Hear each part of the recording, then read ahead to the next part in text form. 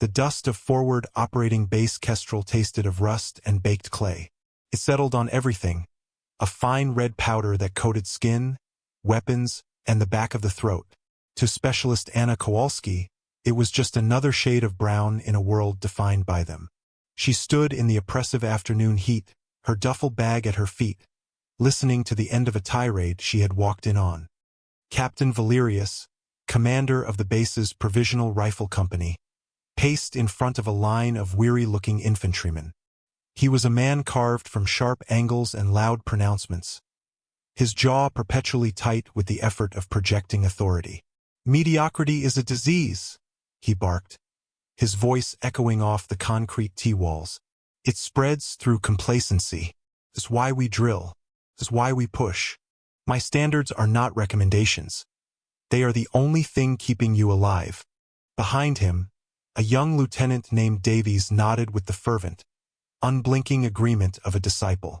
He mirrored the captain's rigid posture, a smaller, less confident echo. Anna had been dropped off by a supply convoy 10 minutes ago, her temporary duty orders a crumpled ball of bureaucratic ambiguity in her pocket. She was here to conduct a comprehensive inventory and serviceability assessment of the unit's long-range optics. That was the official story. It was a simple, tedious task, perfect for someone who was supposed to be invisible. The transport clerk had pointed her toward the company headquarters, a plywood box baking under the Afghan sun. Valerius finally noticed her standing at the edge of the formation. His eyes, small and intense, swept over her. He saw a woman of average height, with plain features and hair pulled back in a severe regulation bun. He saw the rank of specialist on her collar, and his expression soured with dismissal. Another body to manage. "Can I help you, specialist?" he asked, his tone making it clear he doubted it. "Specialist Kowalski, sir. Reporting for TDY assignment." She handed him the orders. He glanced at the paper with theatrical impatience. "Optics inventory. Right. We're in the middle of a high-tempo training cycle. We don't have time to babysit remps." He tossed the orders at Lieutenant Davies, who caught them fumbling. "Davies, find her a corner in the arms room. Give her the broken scopes to count first. Keep her out of the way." "Yes, sir," Davies said, straightening his back. He turned to Anna, his voice a poor imitation of the captain's command tone. "This way, specialist." Anna simply nodded, shouldered her duffel, and followed him. She didn't say a word. There was nothing to say. She had heard variations of the same speech at a dozen other bases. Arrogance was a uniform, and some men wore it with more pride than their rank. The arms room was a steel cage inside a larger wooden building, smelling of CLP and stale air. A heavy-set master sergeant with salt and pepper hair and calm, tired eyes sat at a workbench, meticulously reassembling the bolt of a .50 caliber machine gun. His movements were economical and precise. He looked up as they entered, his gaze lingering on Anna for a moment longer than it did on the lieutenant. "Master Sergeant Evans, this is Specialist Kowalski," Davies said, checking the orders again. "She's here to count scopes. Captain wants her to start with the unserviceable pile. Put her somewhere she won't be a distraction." Master Sergeant Evans wiped a smear of grease from his hand with a blue shop towel and stood up. He was taller than Valerius, broader, and moved with a quiet deliberation that made the captain's energetic pacing seem frantic and inefficient. "We can make room," he said, his voice a low rumble. He looked directly at Anna, not at the lieutenant. "Welcome to Kestrel, Specialist." "Thank you, Master Sergeant," Anna replied. Her voice was quiet, even. Davies, having fulfilled his duty, scurried back to the captain's orbit. Evans watched him go, a flicker of something, pity, perhaps, or exasperation, in his eyes. He turned back to Anna. "He's young," he said, by way of explanation. "The captain's his whole world right now." "I understand," Anna said. Evans pointed to a stack of battered hard cases in the corner. "That's the boneyard. Scopes that've been dropped, lost their zero, or just gave up the ghost. The paperwork for each one should be inside the lid." "Understood."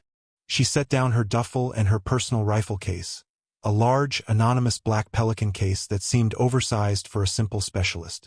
Evans's eyes noted its pristine condition, the high-end security locks, but he said nothing. He watched her for a moment as she opened the first case, her movements efficient. She didn't just count. She inspected. Her fingers traced the cracked housing of a Trigicone cog, her thumb testing the windage turret for play. She was methodical. Evans recognized the quiet focus of a true professional and went back to his workbench, intrigued. For the next 3 days, Anna worked in the cool, metallic dimness of the arms room. She spoke only when spoken to, her world shrinking to serial numbers, maintenance logs, and the fine art of diagnosing dead optics. From her corner, she could hear the daily rhythms of the FOB. She heard Captain Valerius drilling his men on the nearby range, his voice a constant, grating presence. He was a proponent of what he called dominant marksmanship, a theory that seemed to involve speed over precision and aggression over fieldcraft. "Don't wait for the perfect shot. The perfect shot is a myth," he would shout, his voice carrying on the wind. "Suppress. Engage. Dominate the battle space with fire superiority." Evans would sometimes shake his head slowly, never taking his eyes off his work. One afternoon, he spoke without looking up from the M249 he was servicing. "He's training them to miss faster." Anna paused in her logging, a dead Leupold scope in her hand. "He seems confident in his methods." "He read a book once," Evans said, his voice dry. "Now he thinks he's Sun Tzu with a rifle. Got our designated marksmen trying to hit targets at 800 meters with rapid-fire drills. They're just wasting ammo, churning up the berm. But the logs show rounds expended in advanced marksmanship training. So the paperwork looks good. The metrics are beautiful." He finally looked at her, his expression serious. Metrics are all that matter to him. Doesn't matter if the men can't hit the broadside of a mountain from the inside, as long as the PowerPoint slide says, 10,000 rounds expended. Anna understood perfectly. It was a common pathology in the modern military. The illusion of progress, the worship of quantifiable but meaningless data. She had seen it cripple units before. She went back to her work, her silence and agreement. Later that day, she brought her personal rifle case to the workbench. Evans was busy issuing out night vision devices for an evening patrol. Anna laid the case down and opened it. Inside, nestled in custom-cut foam, was a rifle. It wasn't a standard-issue M110 or an M24. The chassis was a sleek, skeletal design of matte black aluminum and carbon fiber. The action was a custom model, the bolt polished to a mirror shine, its movement impossibly smooth. The barrel was thick, fluted, and bore the discreet trademark of a world-renowned rifle maker. Mounted on top was a Schmidt and Bender scope that cost more than the car Evans drove back home. He paused his work, his eyes taking in the weapon system. It was a masterpiece of lethal engineering. Not a military-issue weapon, but the instrument of a surgeon. "That's a serious piece of kit, specialist," he said, his voice low. "It needs a function check," Anna said simply. "I haven't had it out of the case since I arrived." "Range is hot all day with the captain's training," Evans warned. "I'll wait until dusk," she replied. "I just need to check zero." He nodded slowly, his gaze returning to the rifle. He saw something then, something he hadn't noticed before. On the rifle stock, just below the cheek rest, was a small, circular metal inlay, no bigger than a dime. It was flush with the stock, laser-etched with an intricate design. A stylized eagle skull clenching a lightning bolt, surrounded by a ring of 13 stars. It was subtle, almost invisible unless the light caught it just right. Evans's breath caught in his throat. He felt a cold prickle on the back of his neck. He had seen that symbol only once before, a long time ago, in a classified briefing about a joint task force in a theater of war that officially didn't exist. It was the crest of a unit spoken of in whispers, a ghost organization that recruited the best of the best from every branch of special operations. They didn't exist on any official roster. They were deniable assets, tasked with the impossible. He looked from the crest to Anna's face. He saw her plain features, her quiet demeanor, her low rank. It was the perfect cover. No one would ever look twice. He suddenly understood. The optics inventory wasn't her job. It was her excuse. She wasn't here to count. She was here to watch. His entire perception of her shifted. He was no longer looking at a specialist. He was looking at someone who operated on a plane of existence he could barely comprehend. "The range is yours whenever you need it," he said, his voice now laced with a deep, unspoken respect. "I'll make sure it's clear." Anna met his gaze.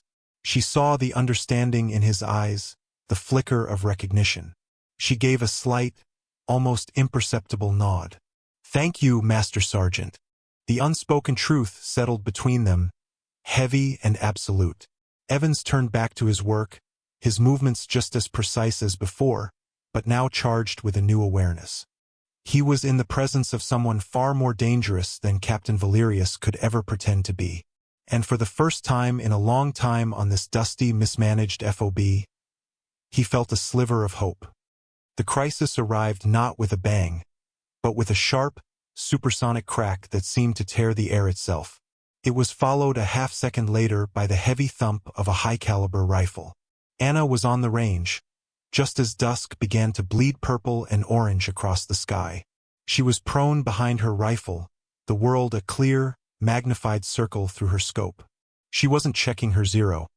She was observing the terrain beyond the FOB's perimeter, her eyes tracing the ridgelines, the wadis, the subtle heat signatures rising from the rocks. It was a habit, an instinct. Scan, assess, identify. The first round impacted the main communications tower with a shower of sparks and a percussive clang that echoed across the base.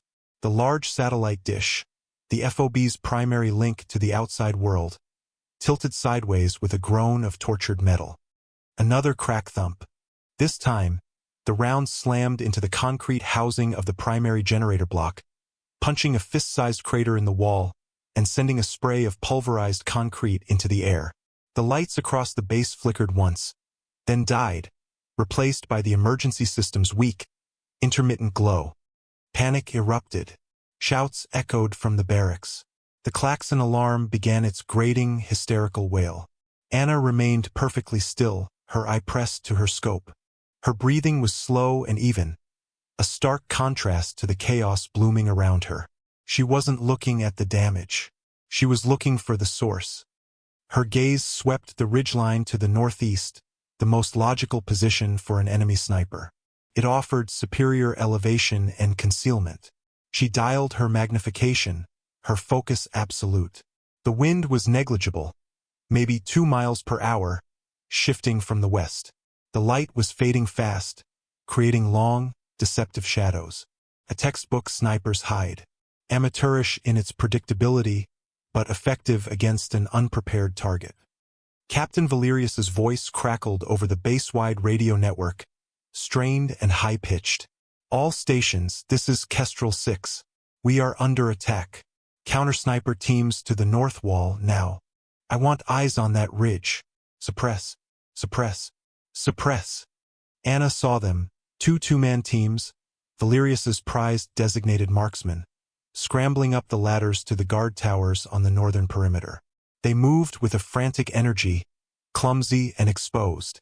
One of them, a young sergeant, set up his M110 rifle on the tower's ledge, his movements jerky. Crack thump. The round hit the sandbag next to the sergeant's head. The bag didn't just rip. It exploded, a geyser of sand and shredded burlap. The sergeant screamed and fell back, clutching his face, though he was unhurt. His spotter dragged him down, both of them now pinned behind the thin steel wall of the tower. 6, this is Tower 1. We're taking effective fire. We can't get a bead on him. The spotter yelled into his handset, his voice tight with fear. Identify the target. Valerius screamed back. Return fire. -6. We can't see a muzzle flash. We don't know where it's coming from. Anna knew why. The enemy shooter was using a high-quality suppressor and a flash hider. He was a professional. He was also patient.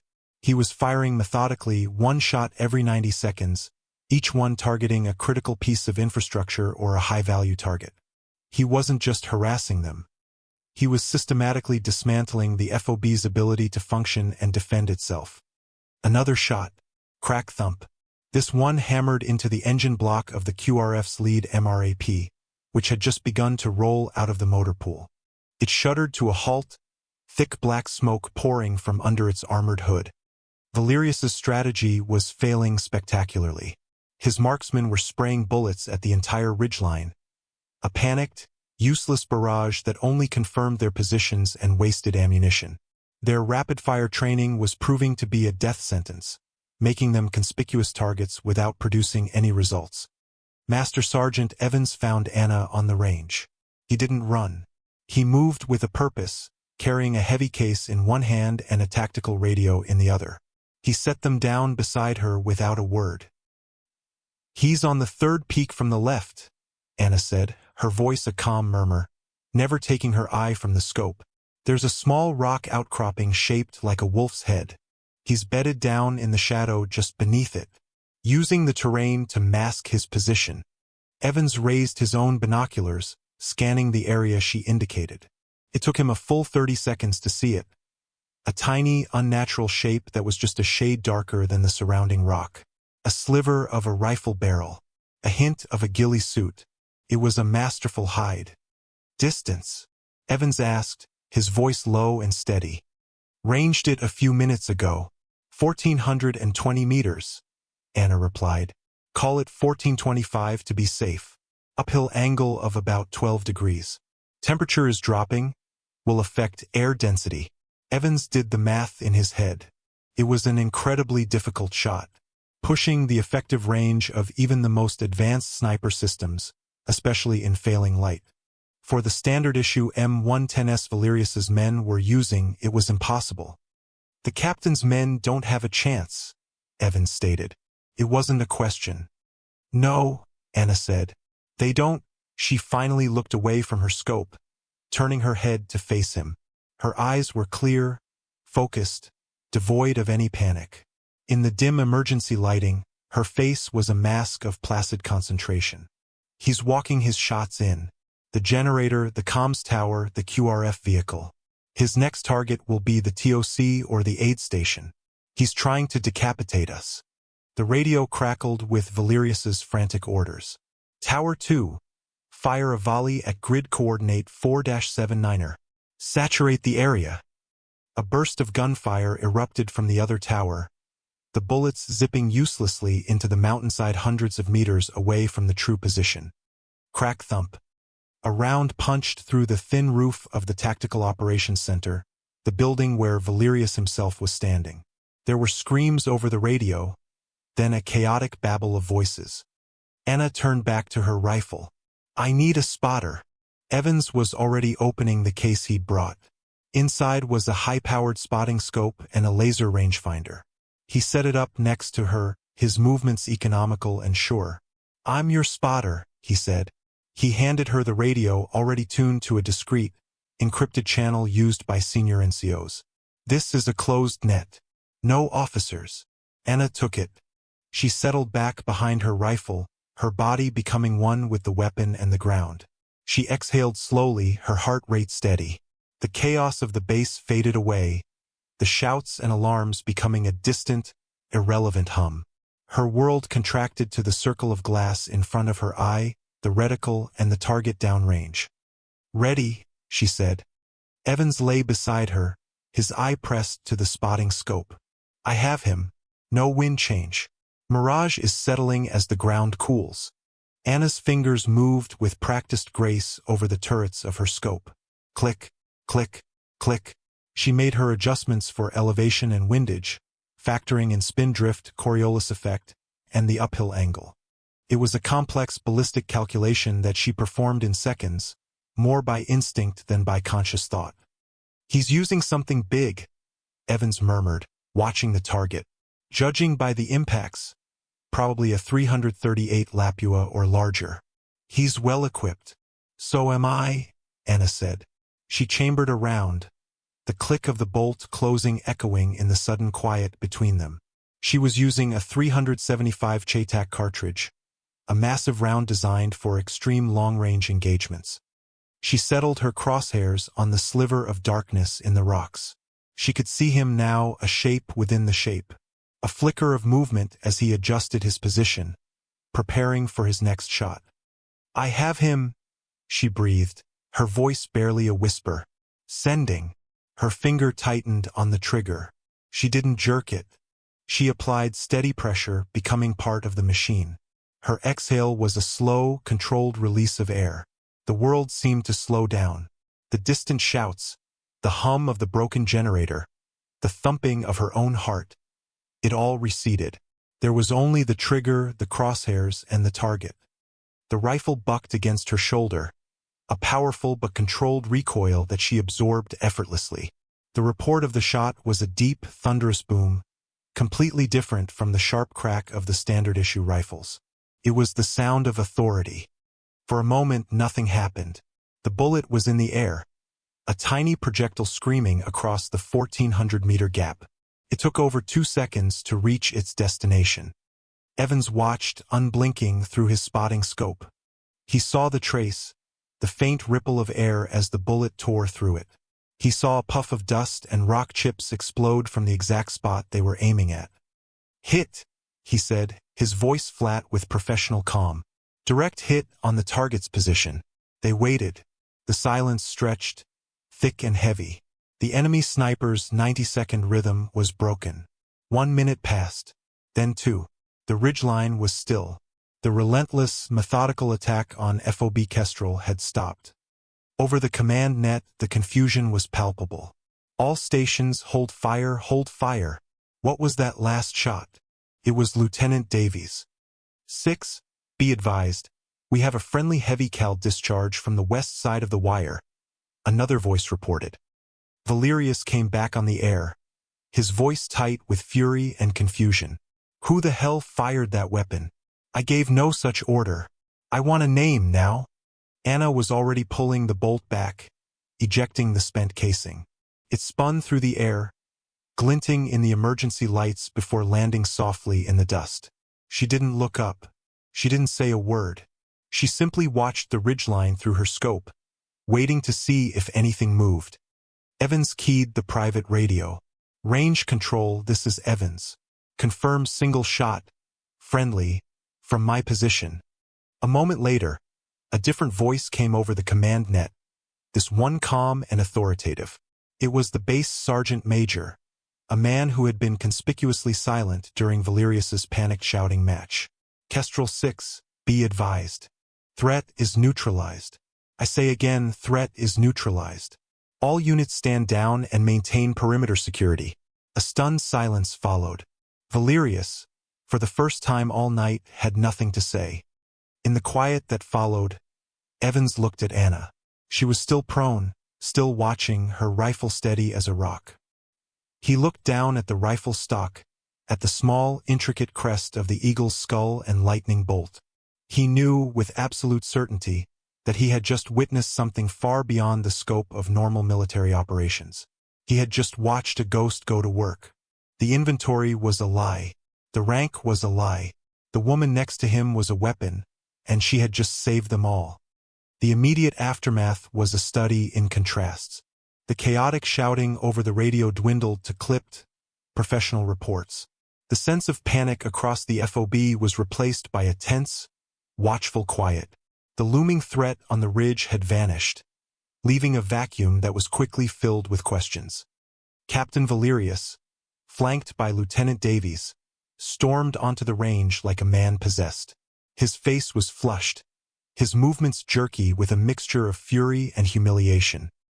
He saw the source of the unauthorized shot. The lone figure still prone behind a massive, unfamiliar rifle, and Master Sergeant Evans kneeling beside her. "Evans, what in God's name is going on here?" Valerius demanded, his voice cracking. "Who gave the order to fire? Who is this?" He gestured angrily at Anna, who was now calmly clearing her weapon, her movements fluid and unhurried. She completely ignored his arrival. "Captain," Evans said, rising to his feet. He positioned himself slightly between Valerius and Anna, a subtle but unmistakable act of shielding. His tone was level, deferential, but held an iron core of finality. Specialist Kowalski neutralized the threat. Valerius stared, incredulous. Specialist Kowalski? The clerk counting scopes? You're telling me she made that shot? He let out a short, incredulous laugh. That's impossible. That was over a click. That was... His words trailed off as he took in the scene. The rifle, a piece of equipment far beyond anything in his arms room. The massive spent casing lying in the dust. Anna's utter lack of concern for his presence. I want her on her feet. I want her weapon confiscated. I want a full goddamn report on my desk in 5 minutes. Valerius sputtered, pointing a trembling finger. Anna continued her work. She removed the bolt from her rifle and began wiping it down with an oiled cloth she produced from her kit. The rhythmic, scraping sound of cloth on metal was the only sound she made. It was an act of such profound indifference to his authority that it left Valerius speechless. It was then that Davies, trying to be useful, stepped forward to grab the rifle. "Ma'am," the captain said. Evans put a hand on the young lieutenant's chest, stopping him cold. It wasn't a shove, just a firm, immovable pressure. "Son," Evans said, his voice dropping to a deadly quiet register, "don't touch that rifle." The intensity in the master sergeant's voice made Davies freeze, his eyes wide. He had never heard that tone from the quiet NCO before. He looked from Evans's hard eyes to the specialist, who was now running a boar snake through her barrel, as if she were alone in a workshop 1,000 miles from any danger. Valerius's face purpled with rage. "Master Sergeant, you are on the verge of insubordination. I am the commanding officer of this FOB, and I will have order. Now stand aside." As he took a step forward, a new voice cut through the tension. It came from the radio on Evans's belt. The voice was distorted by encryption, but its tone was crisp and carried the unmistakable weight of high command. "Kestrel 6, stand down. I say again, stand down." Valerius froze, recognizing the call sign of the task force commander. A full-bird colonel he had never spoken to directly. "Task Force 6, this is Kestrel 6, I don't understand." "You don't need to understand, Captain," the voice replied, cold as ice. "You just need to listen. You have an asset on your location. Call sign, Wraith. You will afford her any and all support she requires. You will not interfere with her mission or her methods. You will not question her authority on matters of force protection. Is that clear?" The name hung in the air. Wraith, it wasn't just a call sign.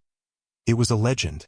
A ghost story operators told each other about a lone sniper who could appear anywhere in the world, solve an impossible problem, and vanish without a trace.